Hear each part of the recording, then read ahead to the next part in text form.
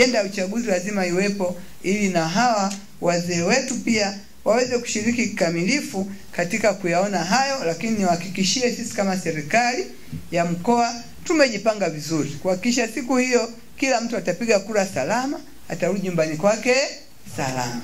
Mmeona kwa tumeweka zile kamera mmeona hata mtakuwa mmesikia katika maendeleo yaliyotokea Dodoma ni uwekaji wa kamera za barabarani, CCTV zile.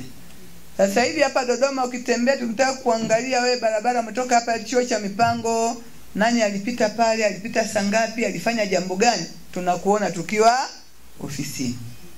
Sasa ni maendeleo ya teknolojia. Kwa sisi tutatumia vitu hivyo pia siku ya uchaguzi kuwalinda. Tutakuwa tunaangalia kama kuna mtu anamdhuru mwenzake, maana akimdhuru hapa tutamuona kwa huyu hapa alianza kumpiga mwenzake, huyu hapa alifanya vurugu, tutakuwa tunaona. Kwa hiyo tumejipanga kabisa vizuri kwa mkoa wa Dodoma kwa sababu tunataka kuondoa hata uhalifu.